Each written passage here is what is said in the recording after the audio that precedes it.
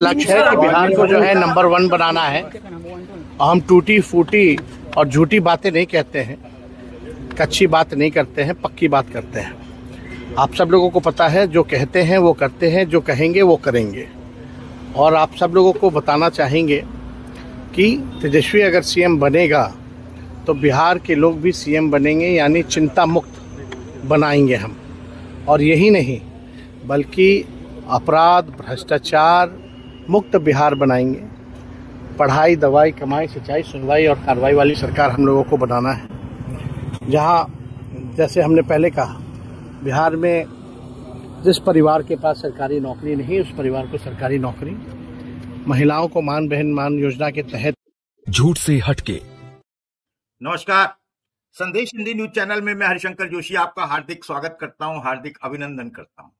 लेकिन एक रील बहुत वायरल हो रही है आजकल। मैं आपको, आपकी इजाजत हो तो मैं उसे दिखाना चाहता हूं।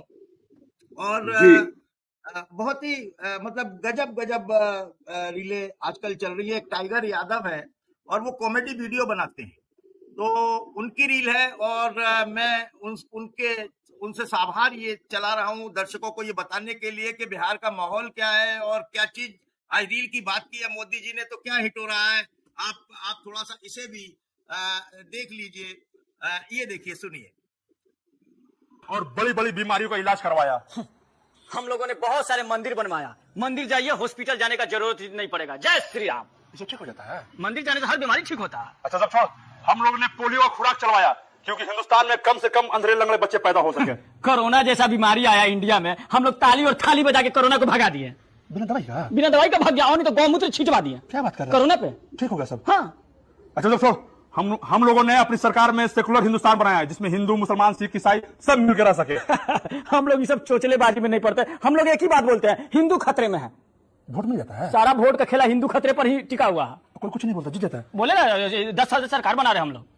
हम लोग गलती कर। अच्छा सब छोड़, हम लोगों ने वोट देने का अधिकार कम किया, 21 साल से 18 साल कर दिया क्योंकि लोकतंत्र में ज्यादा से ज्यादा वोट दे सके। हम लोग एक घर से 800 वोट मरवा दिए। और कितना वोट चाहिए लोकतंत्र में? एक घर से 800 वोट मरवाए बना, तब ना हम सरकार बनाए। कैसे साल हो गया? अच्छा छोड़ो सब। हमारी सरकार में मीडिया चौथे स्तंभ पे थी। हमारी सरकार में मीडिया दलाली करती है और तलवा चाटती है। मतलब गलत न्यूज भी। अरे तलवा चाटने में नंबर 1 है महाराज। तलवा चाट के तो नंबर 1 पे पहुंचे हम लोग। अच्छा सोचो, हम लोगों ने देशभक्त पैदा किया। हम लोगों ने अंधभक्त पैदा किया। ये मिलियंस में व्यूज आ रहे हैं इनके, और ज्यादा है। हम इनसे कामना करते हैं, लेकिन कितने दिन तक, जब तक नजर नहीं पड़ रही है साहब की, भाई ध्यान रखना, थोड़ा हल्का हाथ रख लो, है ना। लेकिन फिर भी आप टाइगर हो और यादव भी हो तो करे जाओ, मौज करे जाओ। और सलीम साहब आ गए हैं तो देखिए, हेलीकॉप्टर ट्रैक्टर बन चुका है। एक दिन में 6 चुनावी जनसभाएं की हैं, गर्दा उड़ा दिया है। और कल से यूपी में सीएम अखिलेश यादव भी आ रहे हैं, वो भी जनसभा करेंगे। तो सर, ये क्या मतलब साजिश चल रही है? क्या करके मानेंगे?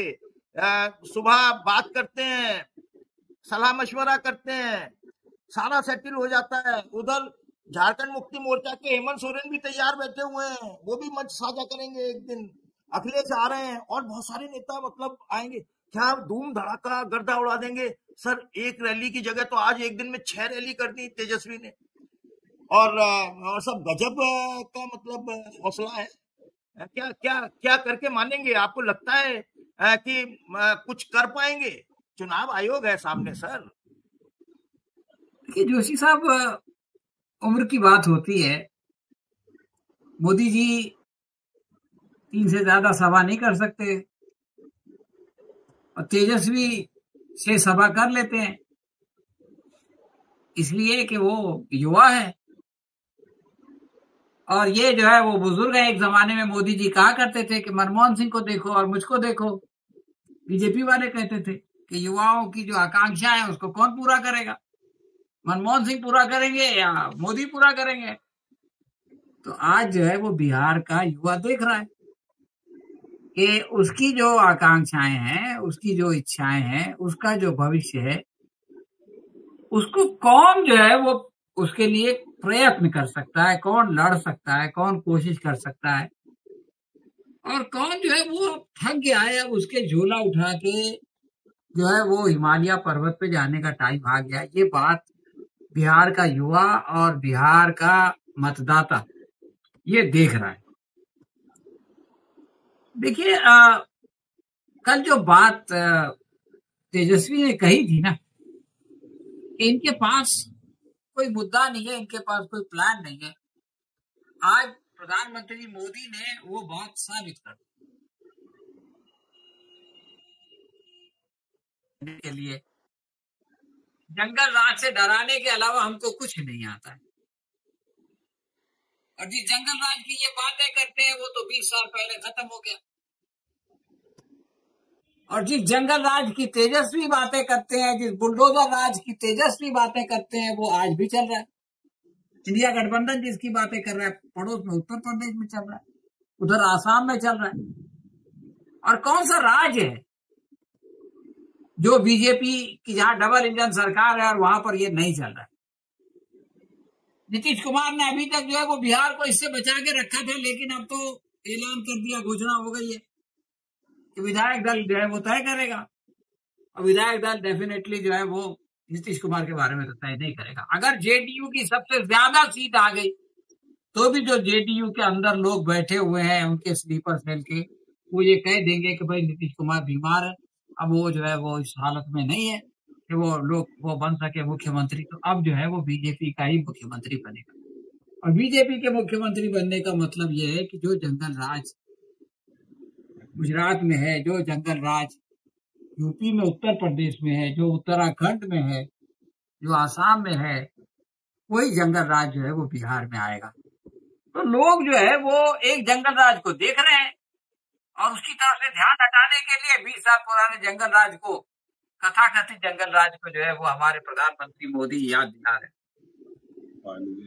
अभी जो है वो इसका जिक्र हुआ कर्पूरी ठाकुर का। कर्पूरी ठाकुर के बारे में तो इन्होंने जो कुछ कहा वो इतिहास का हिस्सा है, लेकिन ये कि बीजेपी को और प्रधानमंत्री को जो है वो अब सीताराम केसरी भी याद आ गए और उनके साथ बदसलूकी याद आ गई। और ये याद आ गया कि वो जो है वो कांग्रेस के अध्यक्ष थे, उनके साथ बीजेपी ने बड़ा बुरा सलूक किया था। और वो जो है वो दलित समाज से आते थे, तो बीजेपी जो है वो कांग्रेस जो है वो दलित समाज की दुश्मन है। ये बात हमारे प्रधानमंत्री मोदी लोगों को समझाने की कोशिश कर रहे हैं। उनको मालूम होना चाहिए कि बीजेपी के इतिहास में सिर्फ एक दलित अध्यक्ष आया है, जिसका नाम बंगारू लक्ष्मण था। अटल बिहारी वाजपेयी की सरकार थी, इसके बावजूद बीजेपी का जो अध्यक्ष है उसको फंसाया गया। मैं कहता हूं, मेरे पास इसका कोई सबूत नहीं है, लेकिन ये कि वो चूंकि अडवाणी और अटल में लड़ाई चल रही थी और अटल जी जो है वो अपने आदमी को बनाने में कामयाब हो गए थे अध्यक्ष, तो इस बात की पूरी संभावना है कि जो है उनको फंसा दिया गया हो और उनको जो है वो भ्रष्टाचार में उनको ललचा के ले लिया, अपने शीशे में उतार दिया तहलका वालों ने। बंगारू लक्ष्मण के साथ क्या शुरू हुआ? बंगारू लक्ष्मण जेल में गए। बंगारू लक्ष्मण का जिस वक्त देहांत हुआ वो बेल पे आउट थे, वो एक्विट नहीं हुए। और इस कहानी में वो कहानी भी निकल आती है कि बीजेपी जो है वो आरजेडी सबसे ज्यादा। सलीम सर, वो प्रफुल्ल जी कुछ कहना चाहते हैं, इंटरप्ट करना चाहते हैं। मैं इजाजत दे रहा हूँ। मैं सिर्फ याद दिलाना चाहता हूँ कि जब बंगारू लक्ष्मण की चर्चा कर रहे हैं तो जया जेटली की भी चर्चा कीजिए। जी जी, अकेले बंगारू लक्ष्मण उसमें नहीं फंसे थे। जया जेटली को बचा लिया और बंगारू को फंसा दिया। और बंगारू जो है वो अब ये कह रहे हैं कि सबसे ज्यादा भ्रष्ट जो है वो लालू है और आरजेडी है, और इनका खुद अध्यक्ष जो है उसके ऊपर भ्रष्टाचार का आरोप लगा। तो भ्रष्टाचार के मामले में, दलित उत्पीड़न के मामले में और अपने अध्यक्ष के साथ बदसलूकी के मामले में, वो सारे मामले तो एक बंगारू लक्ष्मण के उदाहरण से निपट जाते हैं। लेकिन समस्या ये नहीं है कि आप ये बता रहे हैं कि भाई उन लोगों के साथ बुरा सुलूक किया था कांग्रेस ने। सवाल ये है कि वो अब क्या कर रही है। अभी जो कांग्रेस का अध्यक्ष है वो भी तो दलित है। मल्लिकार्जुन खड़गे किस समाज से आते हैं, और इनका ये हाल है कि ये जेपी नड्डा को एक्सटेंशन पे एक्सटेंशन दे रहे हैं। हर रोज एक खबर आती है कि आरएसएस ने तय कर दिया और आरएसएस फलां को बनाएगी, लेकिन ये कि वो अध्यक्ष नहीं बनता है। और अध्यक्ष की जरूरत ही क्या है। मोदी शाह की सरकार है, वो तो वीडियो आपने देखी होगी कि एक मर्तबा जो है वो पार्टी के ऑफिस में सबसे आगे प्रधानमंत्री, पीछे अध्यक्ष, उसके पीछे जो है वो अमित शाह है, और उसकी बात पकड़ के उसको पीछे कर दिया कि तू कहाँ आगे जा रहा है, पीछे चल। तो ये तो इनका हाल है। ये तो अपने अध्यक्ष के साथ ऐसा सलूक करते हैं और दूसरों को जाके जो है वो भाषण सुनाते हैं। देखिए, लोग देख रहे हैं कि बिहार से सटे उत्तर प्रदेश में हरिओम वाल्मीकि के साथ क्या हुआ। ये कोई पुरानी बात नहीं है। लोग देख रहे हैं कि पूरन कुमार ने क्यों आत्महत्या की और किस तरह से उनका कैरेक्टर असैसिनेशन किया गया, किस तरह से उनकी पत्नी पर दबाव डाला गया। ये सारी बातें लोग देख रहे हैं। इनके भाषणों से लोग भूलेंगे नहीं कि किस तरह से ग्वालियर में जो है वो एक प्रतिमा लगाने की बात थी डॉक्टर अंबेडकर की, तो उसके ऊपर पूरा शहर बंद हो गया। किन लोगों ने किया ये शहर बंद? किन लोगों ने जो है वो चीफ जस्टिस के ऊपर जूता चलाया, और इस सरकार ने उस जूता चलाने वाले के साथ क्या सलूक किया? कौन सी सजा दी? क्यों नहीं गिरफ्तार किया गया? तो क्या दलित समाज को ये लोग ने एकदम भोला भाला बेवकूफ समझ रखा है कि वो जो है वो 30 साल पुरानी बात जो केसरी की है उसको लेकर के आज होने वाले सारे अत्याचार और अन्याय को भूल जाएंगे और इनको जाके ठप्पा लगा देंगे। सबसे बड़ी बात यह है कि प्रधानमंत्री मोदी को ये सब कहने की जरूरत क्यों पेश आती? इसलिए कि 20 साल में वो और उनके साथ नीतीश कुमार बिहार का उद्धार नहीं कर सके। वो आज ये बताने की पोजीशन में नहीं है कि हमने जो है ये किया और ये काम बाकी है और इस काम को पूरा करने के लिए आप हमको 5 साल का और मौका दीजिए। वो आज ये बताने की पोजीशन में नहीं है कि हम फला सम्राट चौधरी को जो है वो मुख्यमंत्री बनाना चाहते हैं। तो ये इनकी जो कमजोरी है। और आपको आखिरी बात मैं बताऊं जोशी साहब कि प्रधानमंत्री मोदी जो है वो सऊदी अरब में थे, पहलगाम का वाकया हो गया, दौड़े दौड़े वापस आए, अंधभक्त बहुत खुश हो गए। देखो हमारा प्रधानमंत्री कितनी चिंता करता है, और वो उम्मीद कर रहे थे कि प्रधानमंत्री जो है वो सीधा पहलगाम श्रीनगर पहुंचेंगे और जाके उन लोगों के जो बेचारे मारे गए, जिनको लूटा जा रहा है, जिनके रिश्तेदारों, ये इन एयरलाइंस के जरिए से उनके जो है वो जख्मों पे मरहम रखेंगे। तो पता चला कि प्रधानमंत्री बिहार पहुंचे, वहां जाके उन्होंने अंग्रेजी में तकरीर की। जहां अंग्रेजी में करना चाहिए वहां पे हिंदी बोलते हैं, जहां हिंदी में करना चाहिए वहां अंग्रेजी। और उसके बाद अभी आप देखिए कि प्रधानमंत्री मोदी ने यह कहा था कि act towards east, look towards east नहीं, एक्ट टुवर्ड ईस्ट।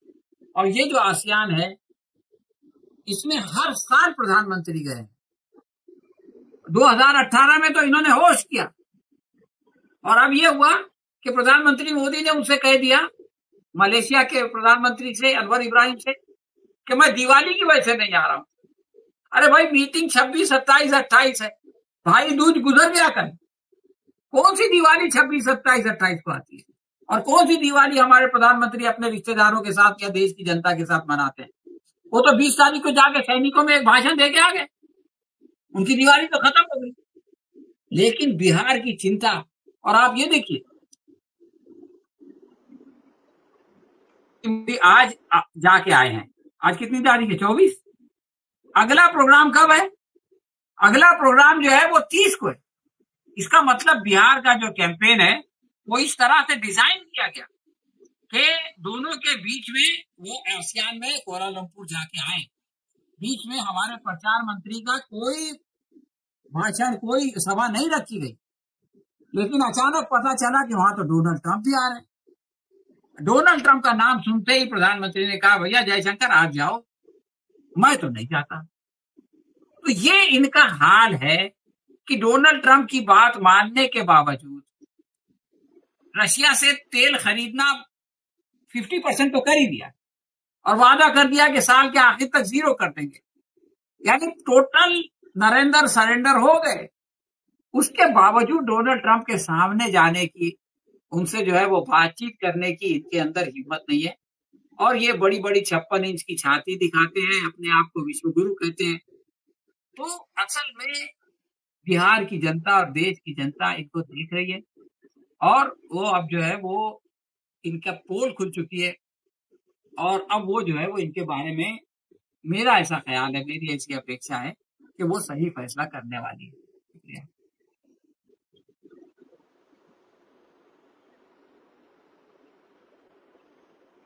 जुमला कहना चाहता हूं जोशी साहब, आप इस आदमी की बॉडी लैंग्वेज और इसका आत्मविश्वास देखिए और मोदी की तकरीर देखिए, मोदी का भाषण देखिए, तो आपको फर्क समझ में आ जाएगा।